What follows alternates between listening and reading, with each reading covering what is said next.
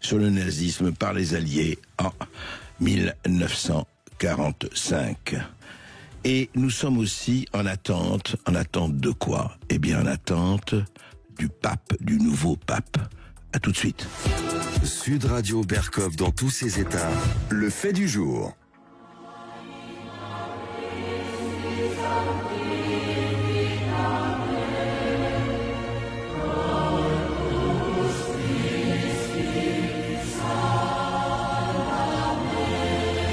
Le très bel Anima Christi, cette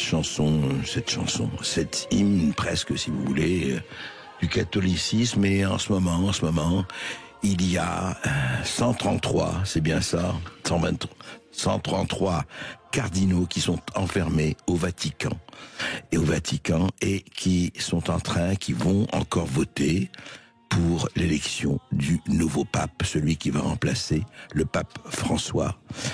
On en parle tout de suite, mais écoutez déjà ce qui va retentir ce soir, demain ou après-demain. On ne sait pas encore, bien sûr.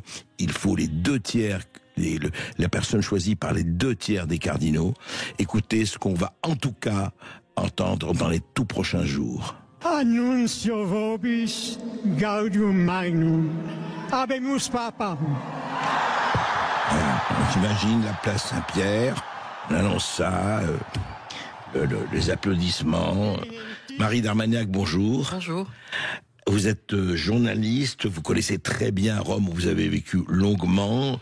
Vous avez écrit, je rappelle, sur Matteo Salvini, l'indiscipliné aux éditions de l'Artieur, et vous avez préfacé l'autobiographie de l'actuelle femme forte d'Italie, Giorgia Meloni, mon itinéraire aux éditions Chora. Je sais que vous préparez vous-même un livre sur Meloni. Mais en attendant, Rome, vous connaissez très bien, et je voudrais que vous me parliez de cette espèce d'atmosphère, de ce moment quand même extrêmement important, que ce soit pour l'Italie, pour les catholiques, mais aussi pour le reste du monde, ce que c'est que ce conclave, cette espèce de vote très spécifique et très particulier.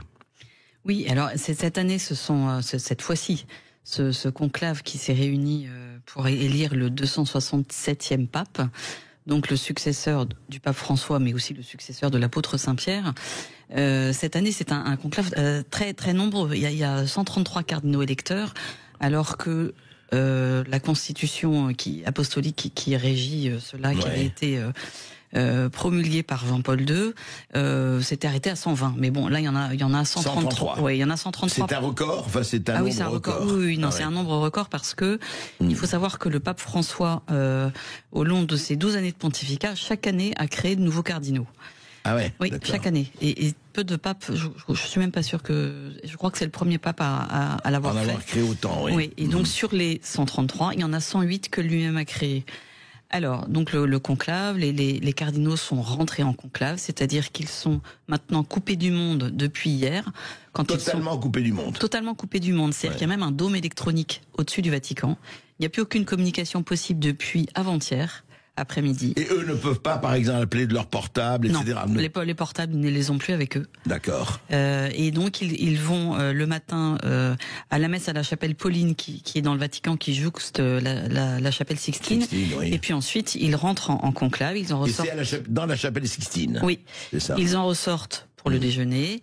Et je pense que c'est à Sainte-Marthe à nouveau le déjeuner préparé par les sœurs de la Charité de Saint-Vincent de Paul, et puis ensuite il rentre à nouveau en conclave. Donc depuis ce matin, il y aura 4 scrutins. Donc c'est assez long parce que le nombre de cardinaux est quand même assez important. Ah oui, 133. Ils dorment à Sainte-Marthe. Oui, ils dorment tous à Sainte-Marthe et dans un bâtiment à côté, puisque Sainte-Marthe est trop petit. Puisque d'une part, il y a les anciens appartements du pape François qui sont toujours sous-scellés, donc qui ne sont pas disponibles. Ouais. Et d'autre part, il y a un nombre exceptionnel de cardinaux. Oui, donc voilà. D'accord. Mais ils sont coupés du monde réellement. Et ça, c'est très important. Oui, c'est très important. Et ça, c'est ça depuis toujours. Depuis toujours, ils sont vraiment coupés du monde. D'accord. Et donc, il n'y a rien qui fuite. Et ils ont surtout, il faut le savoir, ils ont prêté serment du secret. Du secret des délibérations et du secret après. après, une fois l'élection faite. Ah oui, oui. Ça n'a pas forcément toujours été respecté, le secret après. Après, ouais. Oui, mais pendant, il n'y a pas de problème, c'est vraiment une chape totale. Une vraie chape de plomb, en fait. Chape de plomb, oui, c'est ça. Ouais. Et d'ailleurs, tous les employés du Saint-Siège qui vont les assister, les médecins, ceux qui préparent... ceux qui s'occupent les repas, de gérer toute l'intendance, ils ont tous prêté serment également la veille. Donc c'est vraiment quelque chose d'extrêmement verrouillé et ça n'a pas changé depuis des siècles, donc c'est assez impressionnant. Ça, c'est un des signes de cette permanence de l'Église. Et en revanche, ils peuvent communiquer entre eux, quand même. Bien sûr. Ils peuvent se parler. Bien sûr, ils se parlent au déjeuner, ils se parlent le soir, ils peuvent se voir. Enfin voilà, oui, non, ça bien sûr. Et ils se sont d'ailleurs avant d'entrer en conclave, ils se sont beaucoup parlé. Oui, parce qu'ils sont arrivés avant le conclave. Ils sont arrivés avant le conclave, mais il y a eu ce qu'on appelle les congrégations générales. Ce sont des réunions où chacun des cardinaux, y compris les non-électeurs, c'est-à-dire ceux qui ont plus de 80 ans, prennent la parole et font un peu quand même, esquissent un bilan du pontificat précédent et donnent leur vision de l'Église. Donc ça permet de connaître, de voir quelles sont les urgences, quels sont les thèmes qui reviennent, quelles sont les tendances, quelles sont les lignes de fracture, alors, Marie, et quels sont les blocs. Oui, alors justement, Marie Darmagnac, ce conclave spécifique vient après 13 ans de Pape François, pratiquement, et où il a changé des choses, accentué des choses. Il a été quelque part très admiré, mais aussi très contesté. Enfin, on sait que ça a été un pontificat, en tout cas, assez révolutionnaire, oui. On le peut dire. Et justement, quelle coloration, encore une fois, on va pas dire tel ou tel, on va pas faire les favoris, on n'est pas là au derby d'Epsom. Qu'est-ce que ça signifie? Est-ce qu'il a vraiment plus politisé, parce qu'il y a toujours la religion et la politique, enfin en tout cas l'institution évidemment et la politique ont des lieux, c'est assez poreux aussi. Bien sûr. Surtout que le pape François a eu un pontificat très politique. Voilà, alors qu'est-ce que ça implique justement l'après François, qu'est-ce que ça peut impliquer? Mais je pense que ce conclave est aussi paradoxal que l'a été le pontificat du pape François. C'est-à-dire qu'on se dit, il a créé 108 des 133 cardinaux, il les a créés à son image, selon ses idées, selon les impulsions qu'il veut donner à l'Église. Et en fait, c'est un peu plus compliqué que ça, parce que, première chose, il a créé des cardinaux du bout du monde, en Mongolie. Il y a un cardinal suédois dont on parle. Alors il n'existait pas avant. Non, c'est le premier cardinal suédois. Et 1% de la population en Suède est catholique. 1%, c'est pas beaucoup. Ouais. Et en même temps, il n'y a pas de cardinaux pour le diocèse de Milan, qui est le plus grand diocèse d'Europe, pas de patriarche de Venise, pas de cardinal archevêque de Paris. Donc il a déjà bousculé beaucoup les choses. Alors on peut voir ça comme une ouverture vers les périphéries géographiques, en tout cas du catholicisme, le sud, c'est-à-dire l'Afrique, l'Asie, etc. Les terres de mission, comme on peut dire. Les terres de mission, absolument. Mais on peut voir ça aussi comme une espèce de si je me permettez l'expression, de sacré bazar, parce qu'ils ne se connaissent pas entre eux. On a vu lors des congrégations générales que certains cardinaux ne parlent pas italien, donc c'est quand même difficile pour tout comprendre, pour être dans le truc, si vous voulez. Donc ce qu'on va voir, c'est qu'il y a des blocs en fait qui vont se dessiner. Il y a bien sûr, on a beaucoup parlé des progressistes contre les conservateurs, mais enfin il y a vraiment pas que cela. Même si il faut quand même rappeler qu'avec cette révolution du conclave du pape François, et c'est cette fournée de cardinaux vraiment très fréquente, et il n'y a plus que 18 cardinaux qui sont dits conservateurs. Donc il y a très peu de chances que ce soit l'élection de... Disons qu'il a intronisé plus de cardinaux progressistes que de cardinaux conservateurs. A priori, oui. Mais en même temps, ce n'était pas forcément le critère de choix pour lui. Il pouvait avoir un coup de cœur pour un cardinal, décider qu'il était très pastoral et avoir un évêque très pastoral et le créer cardinal. Ça ne veut pas dire... voilà. Ce qu'il y a, c'est que il y a en fait des cardinaux... il y a plusieurs types de cardinaux. Il y en a qui viennent donc du bout du monde, qui ne connaissent pas bien la curie, qui ne connaissent pas bien l'Europe. Il y a ceux qui ont au contraire, ont beaucoup tissé un grand réseau. Alors évidemment, on pense tout de suite au cardinal Parolin, mais pas seulement. Il y en a d'autres.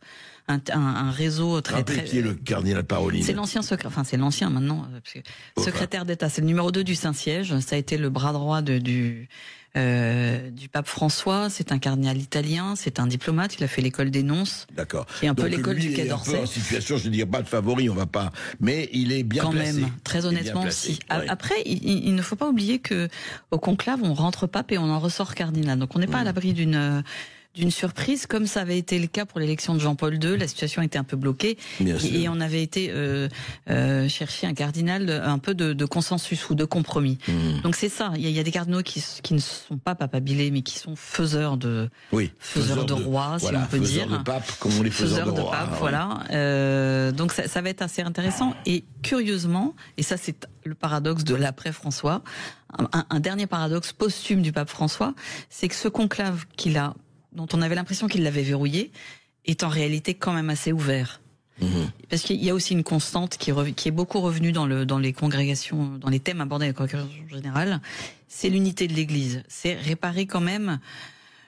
Le pape François, par un pontificat assez turbulent, assez secouant pour Oui, la assez majorité marqué. des catholiques. On connaît ses prises de position, que Voilà. ce soit sur l'immigration, que ce soit... Il a quand même d'autres clivé, choses, en ouais. fait. Il a quand même Ouais, clivé ouais. et il faut réparer. Il faut un pape qui apaise, un pape de compromis, un pape qui ne soit pas qui ne soit pas front contre front avec une partie des cardinaux. Mais est-ce qu'il ne peut pas y avoir aussi, un pape qui dit non, il faut rétablir effectivement ce qui est véritablement l'Église et qui n'a pas les mêmes idées que le pape François et qui est un pape de combat, mais de l'autre côté, ça vous paraît difficile ou voire impossible? Oui, ça me paraît impossible dans la mesure où... Non, ça me paraît impossible dans la mesure où cette frange que vous décrivez, je pense, est minoritaire, même si elle est assez active. Elle est très vivace. Mais je ne pense pas que ça se dessine tellement comme ça, même si, effectivement, il y a certaines choses sur lesquelles il faudra revenir. Il y a même, j'ai vu ça dans la presse italienne, un cardinal qui était très proche du pape François dans les idées et puis personnellement, mais qui n'est plus électeur, qui est le cardinal Maradiaga, et donc qui a pu assister et participer aux congrégations générales, qui ressort en disant mais qu'est-ce que c'est que toute cette bande de retourneurs de veste, ceux qui étaient très François-philes, si on peut dire, Ils ne le sont plus tellement. le sont moins, reviennent un peu en arrière. Il y a quand même une esquisse de bilan critique. Il peut y avoir des surprises. Il peut y avoir des Alors, nous surprises, parlons, hein. ou pas. Ou Ça pas, peut oui, être bien le sûr. cardinal Parolin qui sera quand même comment dire, un homme de curie, un homme qui connaît l'appareil, qui connaît les dossiers, mais qui est contesté sur pas mal de choses, Mais notamment l'accord avec la Chine. Ah oui, il faut parler mais à tout, hein, je veux dire. Et Il y a eu beaucoup de choses. Et j'allais vous dire ça, c'est d'ailleurs mes dernières questions. C'est que ce qui est intéressant là-dedans, quand on regarde ça, c'est que c'est quand même le poids du Vatican, le plus petit État du monde, Oui. mais qui a un poids politique, qui a un poids géopolitique, peut-être. C'est en le tout cas, qui a premier un poids réseau d'influence. diplomatique du monde. Voilà, premier réseau diplomatique du Premier monde. réseau de renseignement du monde. Ouais, c'est extraordinaire. C'est quand même assez... Ça c'est- tient dans un pâté de maison. ouais. Et c'est Et vraiment. c'est quand même la première puissance spirituelle du monde.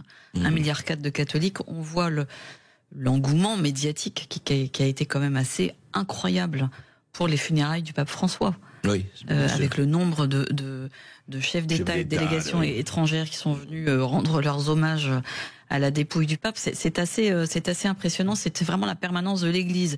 Malgré la vicissitude, toutes les vicissitudes de l'histoire et malgré le caractère profondément humain des hommes, des gens qui la composent, de ses membres, ça reste une institution vraiment quand même extrêmement solide.